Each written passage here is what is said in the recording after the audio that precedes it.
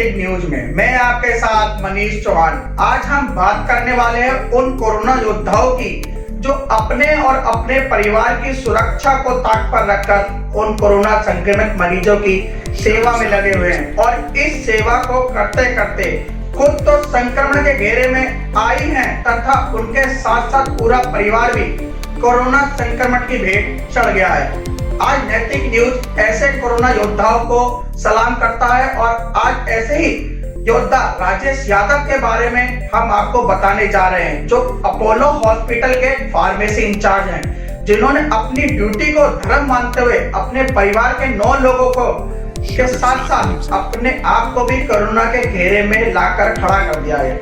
आइए हम बात करते हैं उनके छोटे भाई कलमत यादव से, जो खुद भी कोरोना संक्रमण के घेरे में आए हैं। बहुत बहुत स्वागत है नैतिक न्यूज में कमल यादव जी आपका। हमें बताइए कि राजेश यादव ने कैसे अपनी ड्यूटी को धर्म मानते हुए निभाया है।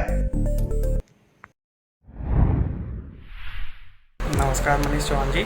नमस्कार कमल जी। नमस्कार मनीष चौहान जी।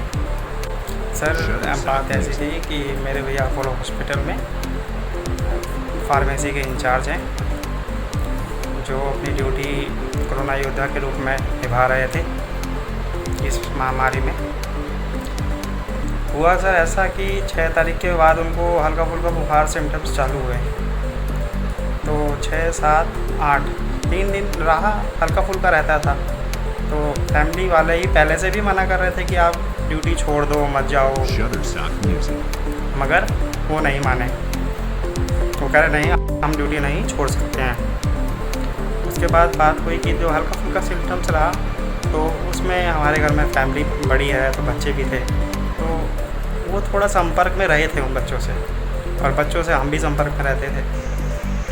तो कमल जी आप हमें बताइए कि आपके परिवार को प्रशासन द्वारा आपको क्वारंटीन किया गया है और 2 एम्बुलेंस रात को आपके लिए लेने आई थी, तो उस एम्बुलेंस के द्वारा आपको कहाँ पे ले जाया गया है और किस तरीके से आपको सुविधा प्रशासन दे रहा है, और कोई किसी तरह की प्रशासन की तरफ से आपको कमी नजर आ रही हो तो आप हमारे चैनल की तरफ से आप राय दे सकते हैं, सुझाव दे सकते हैं। तो आपको किस तरीके की वहाँ से सुविधा मिल रही है या आपको कोई परेशानी भी हो रही है? मनीष जी देखिए, अभी परेशानी तो हमें, जब हम कोरोना योद्धा भाई थे और वो संक्रमण में आए, हम उनके संक्रमण में आए हैं, तो परेशानी तो झेलनी पड़ रही है, उससे कोई बड़ी बात नहीं है, हम जीतेंगे। और सबसे बड़ी बात यह है सर कि जो हमारे चौकी इंचार्ज थे विपिन कुमार जी, उन्होंने उनका बहुत ज़्यादा सहयोग हो रहा है, बहुत ज़्यादा।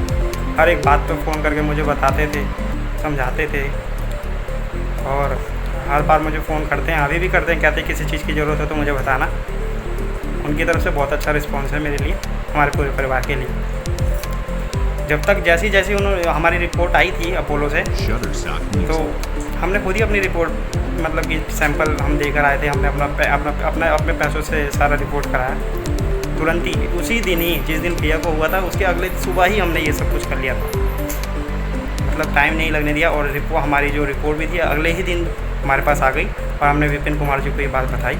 उन्होंने उसी रात में ही, जैसे ही हमारे पास 7:30 बजे आती है, तो 12 साढ़े 11 बजे तक वो हमारे पास आ जाते हैं एम्बुलेंस लेकर। 12 बजे तक में वो एम्बुलेंस से सुंदरदीप जो कॉलेज है राजना में, वहाँ लेके जाते हैं, वहाँ रात भर रहते हैं। फिर मॉर्निंग में हमें आइडियल कॉलेज है यहाँ पे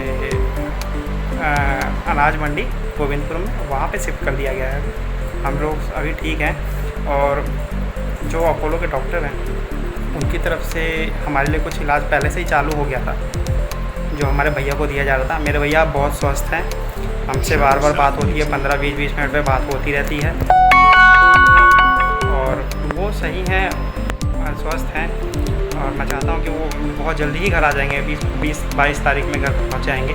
अब हमारी रिपोर्ट देखिए जो गवर्नमेंट ने ली है, उत्तर प्रदेश सरकार की गवर्नमेंट ने, वो रिपोर्ट क्या आती है, पॉजिटिव आती है, नेगेटिव आती है, उसमें 2-3 दिन लगेगा।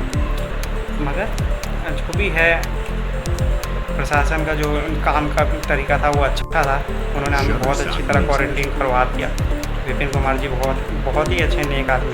तो कमल यादव जी हमें बताइए कि जी अभी जो आपकी रिपोर्ट आई थी अपोलो हॉस्पिटल से, उसमें किस किस को पॉजिटिव दिखाया गया था, और अब गाजियाबाद प्रशासन ने अपनी पुष्टि के लिए किस किस के सैंपल लिए गए हैं? देखिए, मेरी बड़ी भाभी हैं जी, राजेश यादव जी की बीवी, उनको छोड़ के हम सभी लोग यहाँ पे क्वारंटीन हैं। 8 माह से बच्चे से लेके 35 साल तक मेरे बड़े भैया तक सब लोग क्वारंटीन हैं और सबकी सैंपल ले लिया गया है फिर से तो गाजियाबाद। कमल यादव जी ये बताइए, जो आपकी रिपोर्ट पहले आई थी, अपोलो से रिपोर्ट आई थी तो किसके आधार पर आई थी? अपोलो हॉस्पिटल के आधार पर आई थी? जी, वो अपोलो हॉस्पिटल ही की रिपोर्ट थी। अपोलो हॉस्पिटल की रिपोर्ट थी। हमने अपना सैंपल खुद दिया था वहाँ जाके एक ही दिन के अंदर। उसी दिन, जैसे जिस दिन 9 बजे रात को मेरे भाई की रिपोर्ट आई थी, उसी दिन मॉर्निंग में 4:30 बजे हमने सबको भेज दिया था सैंपल के तो लिए। आप जो आपके अपोलो में आई है तो पॉजिटिव थी खबर? अपोलो में पॉजिटिव थी सर रिपोर्ट। तो कमल यादव जी, आप भी एक कोरोना योद्धाओं के परिवार से जुड़े हुए हैं, तो आप ये समाज के लिए क्या मैसेज देना चाहेंगे कि जो जनता जागरूक हो?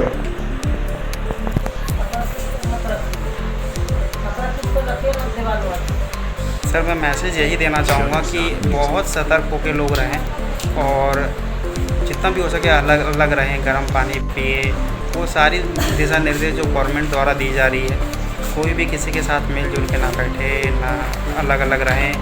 अपना काम सही हो वही तभी बाहर निकले, ऐसे बाहर घूमना सही नहीं है।